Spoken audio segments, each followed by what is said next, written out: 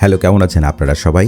আমাদের দেশে জমি কেনা-বেচা কিংবা নিজের স্বপ্নের একটি ফ্ল্যাট কেনার কথা যখনই উঠে তখন যে শব্দটি সবার আগে মাথায় আসে তা হলো ডেভেলপার কোম্পানি বা রিয়েল এস্টেট ডেভেলপার কোম্পানি। কিন্তু সাধারণ মানুষের মনে প্রায় একটা প্রশ্ন জাগে, এই ডেভেলপার কোম্পানিগুলো আসলে কিভাবে কাজ করে, জমির মালিকের সাথে তাদের চুক্তিটাই বা কেমন হয় এবং কেন মানুষ নিজে বাড়ি না বানিয়ে ডেভেলপার কোম্পানির কাছে যায়। আমি ইমন রয়েছি আপনাদের সাথে, ইমনের স্কুল থেকে স্বাগতম। আজকের ভিডিওতে কোনো জটিলতা ছাড়া একদম সহজ ভাষায় জানাবো ডেভেলপার কোম্পানি মানে কি এবং এদের কাজের পুরো প্রসেস বা কাজের ধাপগুলো কি কি, একদম সহজ ভাষা এবং ছোট্ট একটা ভিডিওতে।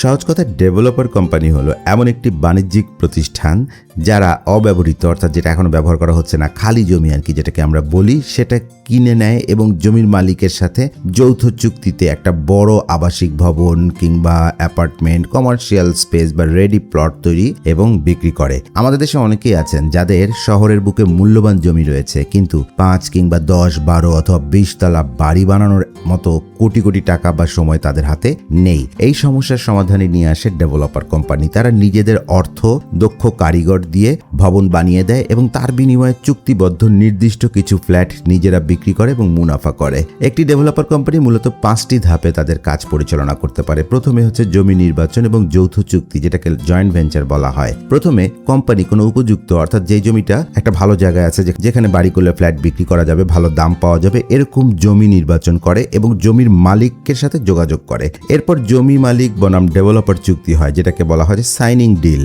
আমাদের দেশে সাধারণত 50:50, অর্থাৎ আমার অর্ধেক ফ্ল্যাট আপনার অর্ধেক ফ্ল্যাট, এভাবে চুক্তি হয়ে থাকে। তবে কিছু এলাকা ভেদে নির্দিষ্ট অনুপাতে ফ্ল্যাট ভাগাভাগির চুক্তিও হয়।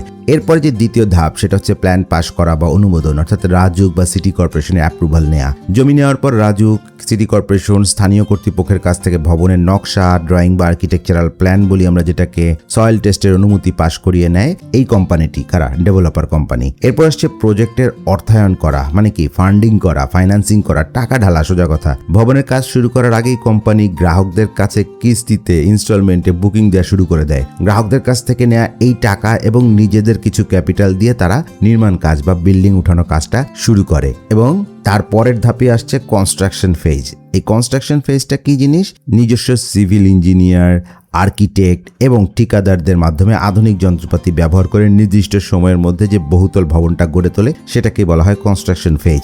আর সর্বশেষ যে ধাপ সেটা হচ্ছে হ্যান্ড ওভার বা ফ্ল্যাট হস্তান্তর করা। কাজ শেষে রাজুকের ফাইনাল অনুমোদন নিয়ে চুক্তি অনুযায়ী জমির মালিককে তার অংশ এবং ক্রেতাদেরকে যার যার কেনা ফ্ল্যাটের চাবি বুঝিয়ে দেয়া হয়। কিছু সতর্কবার্তা আছে যেটা আপনার একটু মাথায় রাখা দরকার। অনেক সময় ভুল বা ভুয়া ডেভেলপার কোম্পানির কারণে মানুষ প্রতারিত হয়। তাই যে কোনো ডেভেলপার কোম্পানির সাথে চুক্তি বা বুকিং দেওয়ার আগে 3টা বিষয় অবশ্যই নিশ্চিত করে নেবেন। সেটা হচ্ছে কোম্পানিটি রিহাবের নিবন্ধিত সদস্য কিনা, প্রজেক্টের রাজুক অনুমোদন বা অনুমোদিত নকশা সঠিক আছে কিনা, চুক্তিনামায় সাইন করার আগে আইনি পরামর্শ নেওয়া হয়েছে কিনা বা লিগ্যাল যে অপিনিয়ন সেটা নেওয়া হয়েছে কিনা। সহজ কথা, ডেভেলপার কোম্পানি হলো জমি এবং আধুনিক আবাসন ব্যবস্থার মধ্যকার একটা বিশ্বস্ত সেতুবন্ধন, যদি সঠিক এবং বৈধ কোম্পানি বাছাই করা যায়।